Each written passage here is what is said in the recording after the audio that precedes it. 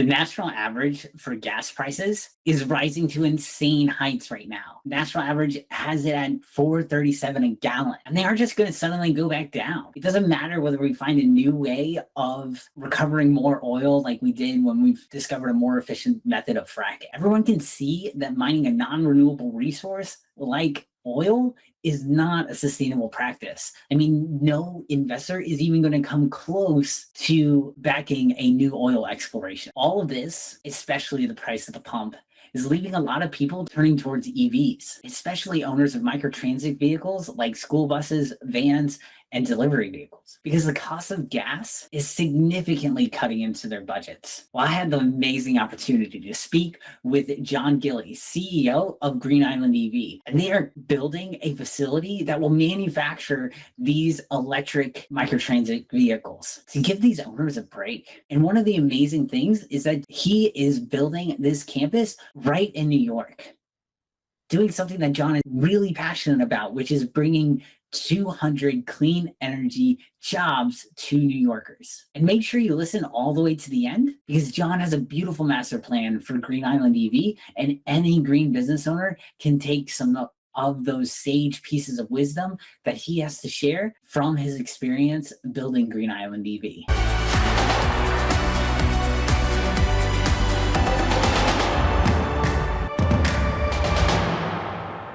All right. So, John, do you mind telling us a bit about Green Island EV and what you do? Oh, thanks, Billy. Well, thank you for having me on. So Green Island EV is a New York-based company that was really created to bring EV and clean energy jobs back to my home state of New York. And our focus will be on manufacturing in New York, microtransit units. Think of the type A school bus, the smaller type of public transit bus. Think about campus shuttles, think about paratransit, think about senior living centers and really corporate shuttles. So we see there's a huge trend towards non-car metro urban areas. For example, New York City, where I live in Manhattan, there is a trend and a push for a non-car New York. So using New York City or using some other highly dense urban areas as the future, where there's a gravitational pull, we think we're building something that is going to be absolutely incredible and in need to help us not only save the planet, but also to employ people and to transport people safely and efficiently. Right. So your goal with Green Island EV is to create microtransit vehicles, electric vehicles, to be used in each of those different situations, right? Oh, absolutely. First in New York, we're going to focus first on getting to scale in New York State, upstate, and also the city. And we feel New York is really at the cusp of major transformation, going from a combustion engine, gasoline, diesel, petro, to really one that is going to be driven by EVs of the future. So we're not the first to market, but we're still very early in this cycle. Very cool. And you mentioned you guys are looking to kind of have this in New York City. How far away is Green Island EV from the city, and what does that look like? Well, it's 152 miles north, right up the Hudson. So right now I'm in my apartment in Lincoln Center. I'm overlooking the Hudson. So I think about 152 miles up the river, and on the other side of the Hudson is Green Island. It's just north of Albany. So if you look at, and I know, Billy, you've spent some of your summers up here in upstate, right? So you know exactly where it is. So really from a geographically, it's perfect because you can get from Green Island to New York City on a single charge. And when you look at some of the rub or some of the hurdles with EV, it's always that range anxiety. But because battery technology has really come so far in the last few years and will continue to improve, the prices of electric powertrains and batteries, the prices are coming down and the performance is going up. And typically the performance is centered around range.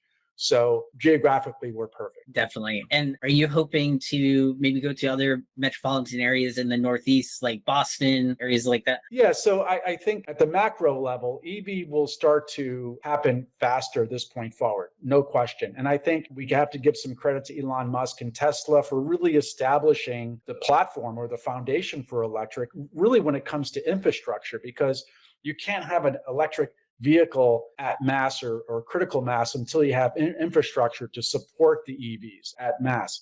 But if you look at a heat map of where electrical chargers are, EV systems, and really where Teslas are right now, it's really around the coastal areas. So definitely high density of EVs in California. 75% of all Teslas are sold in California. I'm not sure how many people know that. It's soon to be a global phenomenon, but really, if you look at concentration, 75% of all Teslas are in California, and you have the infrastructure there to support that critical mass. The other area that you could really focus on is the Boston to DC area, right along the I-95. If you look at the heat map, you'll see there's a lot of density as far as infrastructure and supporting it, the transformation to EV. Definitely. And for these microtransit vehicles, are you looking to have like substations where they be deployed, or is it going to be kind of a system where you guys are going to either sell or rent out these vehicles to different municipalities or organizations? How's that going? So like most industries, the EV complex, the ecosystem is very fragmented. You have strategic partners that you are aligned with, that you work with, but also I think that it's important that we understand what we do great and love to do, which is the manufacturing of EVs, working with customers to help design and build to spec to their specifications for their purpose. But clearly I don't see ever that Green Island EV will get into charging, we'll get into substations. I'll leave that up to the experts. For example, in upstate New York, Livingston Energy Group, Steve Coons, shout out, will be our partner there, helping to support us on the infrastructure side. We work very closely with National Grid, who is the utility provider in upstate New York, and then in the city, Con Edison. So the ecosystem, you can't master everything, nor do you want to. You want to be an expert in your area, and you got to be very, very disciplined to let others be the expert in their area, what they love doing and do great. The secret, I think, to adoption, Billy, is picking partners that you have shared values with and that also you're aligned with on accomplishing, your desired outcomes. Definitely. And so your little area that you're focused on in terms of the construction of those micro transit vehicles at Green Island EV, are you going to be bringing in batteries? Like what's like going to be like the assembly line process there? Yeah. So, in a typical EV, a Green Island EV, there's about 22 components. That's it. That's why you see so many EV companies springing up and going to market, because in comparison to a combustion engine that has 2,200 units or components on that vehicle, I'm not saying EVs are simple, but it's simpler. Once you figure out the science and you have really good electrical engineers on your team, like I do, that will build these products. Yeah. Cool. And so looking at Green Island EV, what role do you feel that it plays in fighting against the climate crisis? Well, certainly, I think New York State, New York as a whole, and I'm a native New Yorker, I think the public wants EVs. I think that, so the mind share, the mindset is there. I think the big disappointment for me and others, the public opinion, is we've lagged creating EV jobs. And I think where Green Island EV comes in and we fill a gap is that we are the only EV OEM, original equipment manufacturer, headquartered in New York, focused on New York, employing New Yorkers to build EVs in New York. Now, I want to be crystal clear with you here. We are ambitious to go beyond New York. We want to go first to Boston, to Buffalo, Montreal to New York City. That's our core focus. That's our backyard. We'll win that first.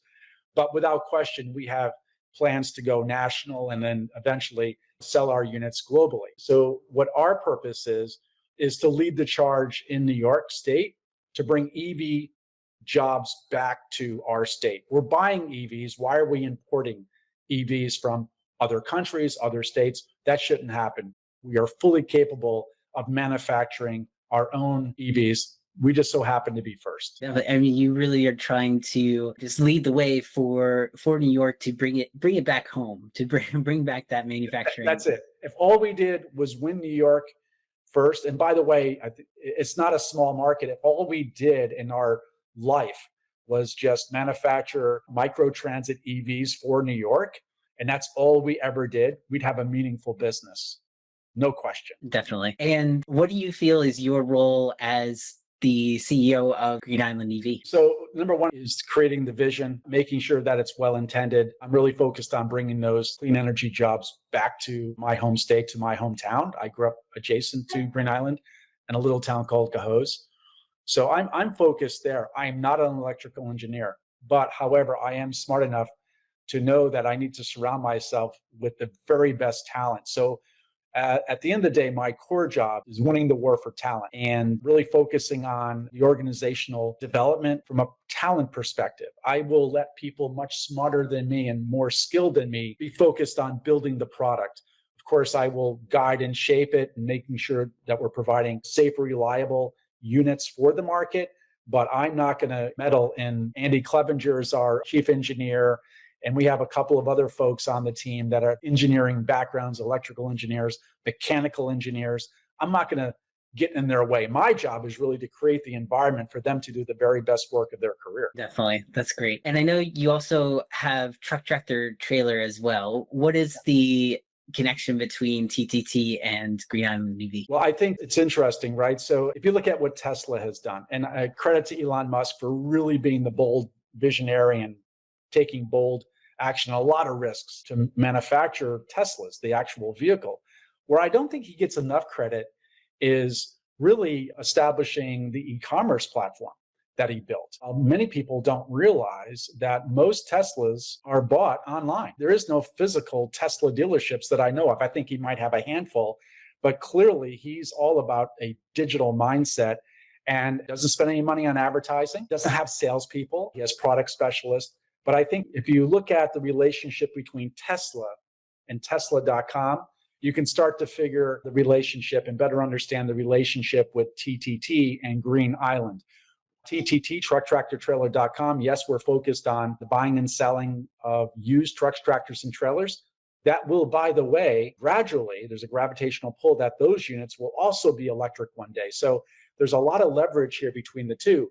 But TTT will be the registered dealer in New York for Green Island, doing business as greenislandev.com. So going back to the analogy of Tesla and Tesla.com, I think you can better understand the relationship with TTT and Green Island. I will also tell you that there's going to be, I know if you look at the transportation business and trucking, even consumer auto, there's been, because of COVID, because of the war in Ukraine, a lot of supply chain issues globally. There's not a lot of supply of new or used, but that will course correct. So what I see happening in the next couple of years is that there's going to be a mad dash, especially in the state of California, as there's mandates coming down that the units have to be EV.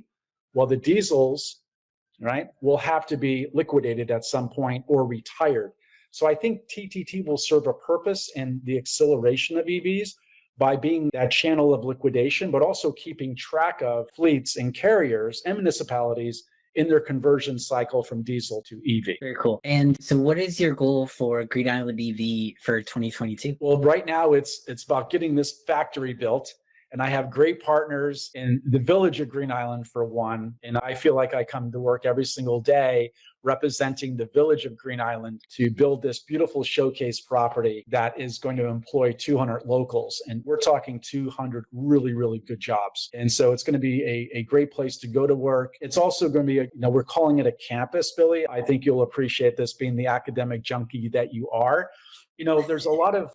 There's another reason we're picking this area, not just because it's Green Island and it's a place. I'm not a marketing genius, although people give me credit for coming up with a brand like that. But Green Island's an actual place that I grew up. So it's interesting. But I think if you look at within a 10-mile radius, you have some world-class, truly world-class educational colleges and universities. Rensselaer, RPI, one of the leading engineering schools on earth, is less than a mile away as a crow flies from Green Island. Also adjacent, just south of RPI and on Troy, it's really across the Hudson, a community college called Hudson Valley Community College.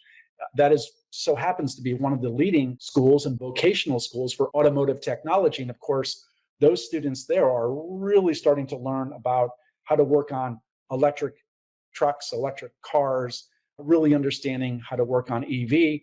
And they're hungry to do it. So if you look at a talent pool, we're going to have a couple of different schools to pull from. as well as other schools in New York, like Rochester Institute of Technology, RIT, which is a great school, Syracuse, Cornell. And my job is, I think part of my job is in creating opportunities here is keeping those New Yorkers home, not having to leave the state for opportunity, right? So there's a part of me that is very proud, and it's a huge responsibility to create opportunities. But I think we're, again, being well intended here. Again, you've noticed I haven't said anything about making money or going public or any of that. I think all those things happen later. And if they don't, so what?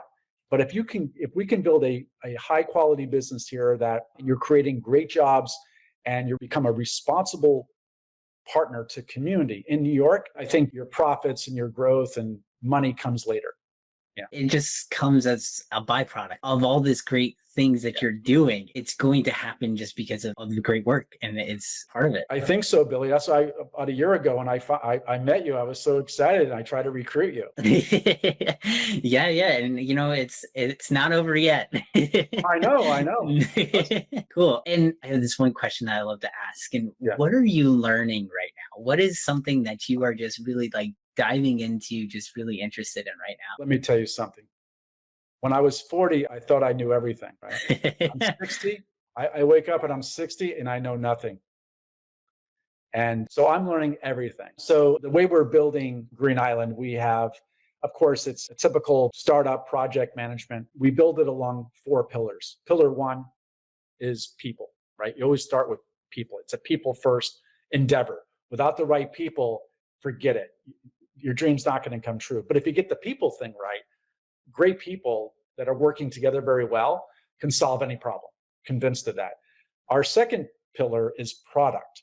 And our product, really, we have 2 products at Green Island. We have the actual EVs, the actual vehicle itself, but also we have this campus is our product.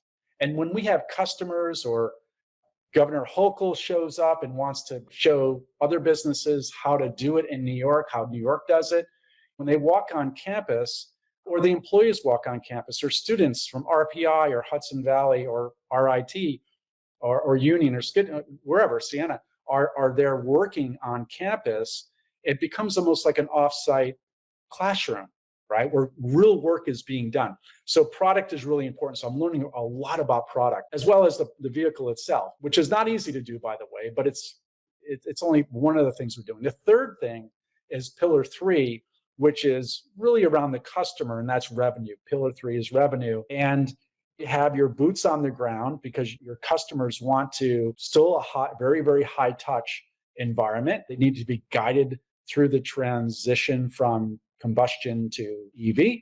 And we will have that high touch feel. But the other side of the revenue is the digital aspect. And I think that's where the TTT team comes in. Our digital dealership, greenislandev.com, we come in, we can hit a lot of points and provide, like you do, we provide a platform to educate folks in a very non-intrusive way. It's free education we'll offer. And why do we do that? Well, the more educated people are about a subject, it takes some of the concern and barriers and hurdles out of the way to the transition to EV. So I think if we can take an education, academic first approach to this, we will accelerate conversion, not just to Green Island, but to all EVs, right? So a rising tide lifts all ships. The fourth pillar we have, which is kind of boring, is finance, legal, and administration. However, you need solid governance when you run your business. And I have Robert Gurman as our CFO. We have our interim general counsel is Tevin Grant. I could not have 2 better partners on this to help steer us in the right direction and to make sure we're on solid footing. So you asked me what I'm learning everything. It's exciting. That's very exciting. That's very exciting. And it's so cool just to hear what everybody is getting into, what's they're starting to learn, because as humans, we always are constantly trying to better ourselves in some way, and being able to understand like what other people are focused on, what they're learning about, can really just open your eyes to like whole new fields that you never really even thought of before, just because you just hadn't had the opportunity to experience it. So it's definitely really cool. Well, I give you credit for being an optimist and being very positive. I would like to think that humans, all humans, are approach their day looking to grow and learn new things. I'm not sure. I'm pretty positive that is not true in all cases, but I do think the folks that do help to make this world a better place do keep an open mind. They do want to improve. They do want to make this earth a better place. And I think that, again, well intended, I think can drive a lot of positive change. Yeah, definitely. I think if people, as in a way, like they're well intentioned, they might not always have things that are going the right way for them every single day, and that's for everybody, but in well intentioned, and in most of the time, I feel like it can definitely be for those people who are out there trying to make the world a better place. They're definitely coming to the world with open mindset, ready to learn something new. So yes. Well, just the opposite's true too. If you have a closed mindset and you start off the day not trying to improve things, you're probably going to accomplish your goal, right? If you start off your day going, all right, I'm not going to learn anything. I don't believe anything. I don't want to improve. You're probably not accretive to, mankind, right? You're not adding any value. Right. Exactly. I like people who add value. There you go. Right. Definitely. All right. So I got two questions left for you here. The first one, if somebody is interested in getting in touch with you, learning more about Green Island EV, how can they get in touch with you? Listen, I'm on LinkedIn. Send me a request. Send me a note on LinkedIn. My contact information is on trucktractortrailer.com. It's right there, or on greenislandev.com. So you got 3 places to get a hold of me. LinkedIn, send me an invite, and the purpose of your note or how you see us working together, trucktractortrailer.com or greenislandev.com. And for one person who is, maybe looking to start their green business or looking to grow their green business, what is one tip that you would give them from your experience in trying to grow Green Island EV? What is one tip you would give them? Well, this is anyone starting any kind of business, right? Only a company, new or old, that is growing and making money will continue to exist. Only a company that is growing and making money can do good things for other people. So again, all these good intended people go into business wanting to start their green business.